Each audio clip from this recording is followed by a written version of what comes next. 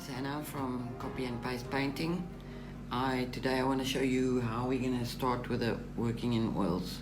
We've done our base colors. I hope you watched that video where I showed you how to get to this stage. So if you haven't watched that, go back to that video because that's the first step. This is after you've done your basic things. Start with the oils. I'm going to do some palette preparation and I get all my colors that I'm going to be needing. I'm going to start with the background. So we're going to do all the blues, and there's a little bit of turquoise in here and whites, lots of whites, and we're just going to do the background. That's where we're going to start. So I'm going to get my palette ready and then we can proceed from there. Okay, so here I have my palette. Ooh, it's running again. Okay, I hope you can see this. I've used an emerald green. I've blobbed out 2 blobs of white. Always have more than 1 blob.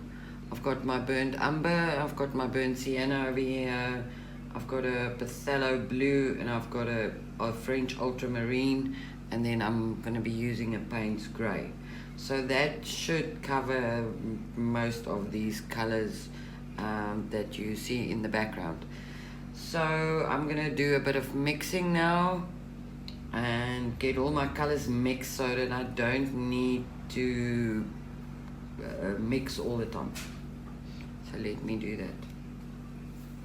I've mixed some colors and I'm going to start to do my background on my base colors that I've already painted in acrylic, so it's dry, whereas if you had done this in a oil paint, then sometimes you have to wait a couple of hours, no more days to dry. But if you do your base colors in oil, use your medium, your paint medium, so that your colors can dry very quick and work very thin. Remember, it's a base color, it's not the end result, so then you work really thin. So I'm going to start by doing the background now and try and get to as close as possible to the colors on my original color copy that I've got over here. Okay, so I'm going to do some color mixing. I'm going to start by trying to get to those dark blues that are in the color print. So I'm going to take some of my phthalo blue and I'm going to take a little bit of Payne's grey and mix that in, and that should give me a nice dark blue. So I've mixed that in properly. What I do is I put that aside on my palette. That is one color that I've mixed. So now I'm going to go and take that blue again. I am going to just leave it like that. Then I'm going to take some of the ultramarine and I'll take some of the emerald green, mix that in. So now I have another color. To tone this down,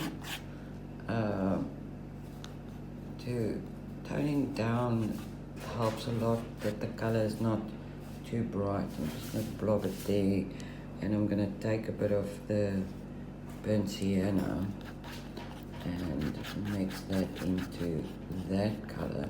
Now if you want to see what your color is going to look like, especially on a white palette, there's something in there, is to just take your palette knife and drag it across the page. Then you will see what the color will look like. Okay, so that's how I'm do that. Now there are lots of, okay, I've mixed a few of the darker colors now.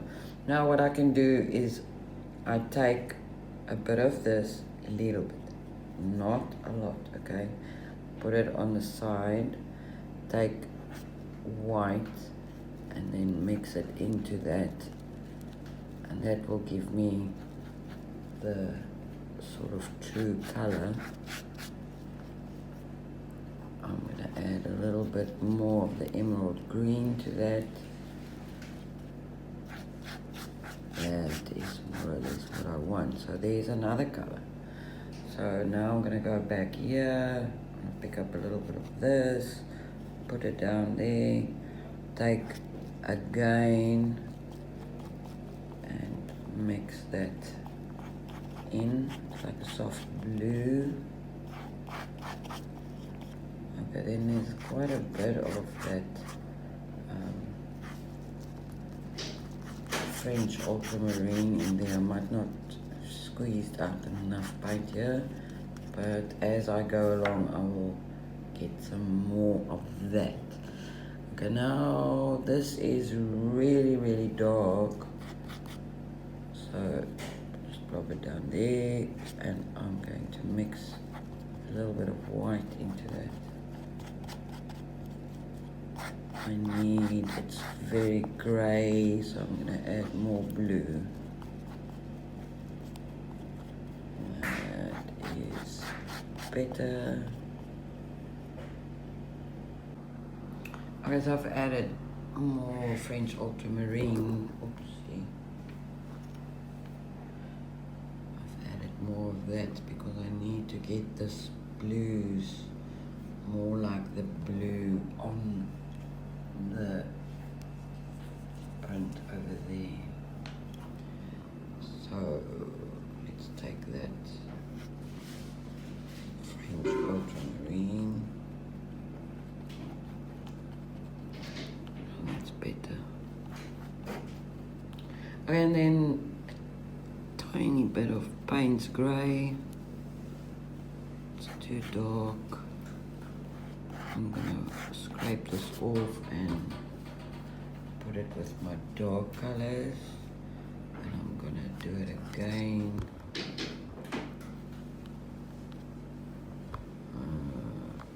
And then I'm just gonna use a bit of that I've already mixed and mix it in there.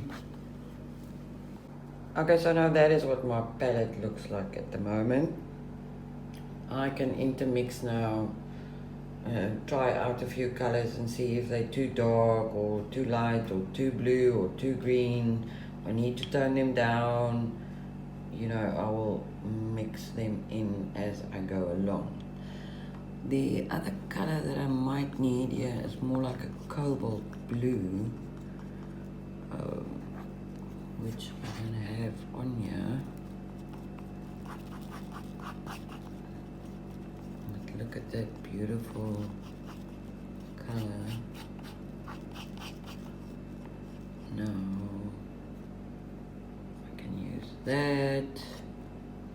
A lot of white in the background, a lot of toned down colors, lots of blues, and so let's see if this palette is going to work for the background here.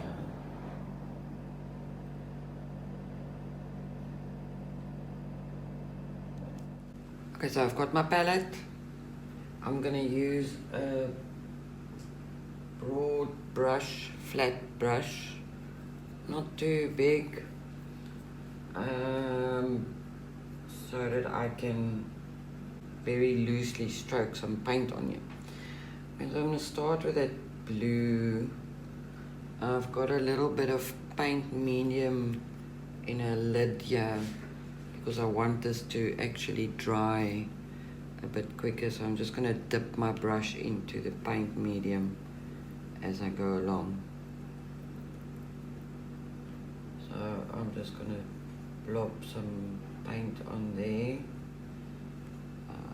Be careful that you don't mix too much of your medium in, because then you are going to struggle with the paint being too runny. Okay, so that's what I'm going to do. Start in my dark areas. It's a little bit too dark, so I'm going to mix a little bit of one of my mixture colors in there. Let's see if that will look better. Yuppie. It's much better. So I'm looking at my color print, and I am applying the color that I see over there. Just gonna go for a plain.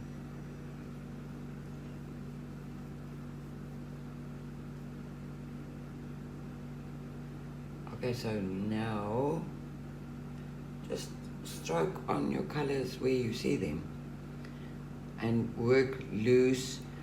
Look at the strokes on your copy, your color copy. It shows you there that the brush strokes, I didn't blend it in. You can if you want to. I mean, it's your picture. You can make whatever you want to make.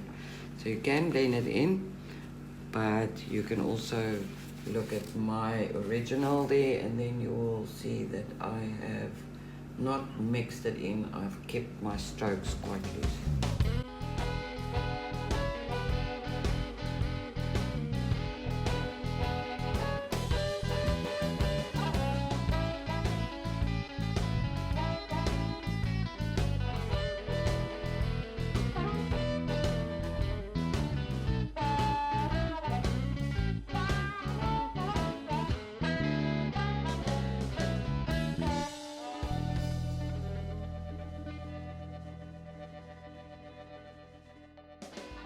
Okay, so I'm quite happy with that.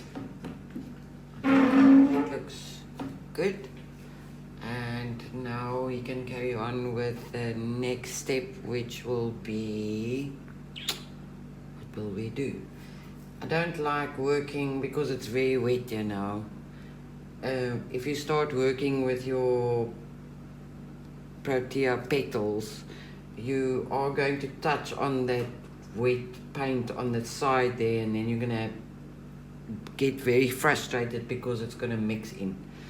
Also, yeah, if you work there, same story. So the only place where I can identify now to work is in the center of the Protea over here. That will be the only place where I can work freely without touching any other colors that are wet. So that will be my next step. Once this is dry, then I will go onto the leaves and then the petals. But for now, I'm happy with this, and I'll have to let this dry for about a day before I can really carry on, or I can now go in and do that over there. I can also, when I work here and I've mixed those colors, you can bring it in here where the leaves are. You'll see that the leaves has got a slight little red line around the leaf, so you can stop just before that red line, and then you won't get that the leaf color and the background color flows in together. But now I'll have to wait for this to dry, because if I mix that, then I also want to be able to paint that as well. So I'm just going to leave it to dry.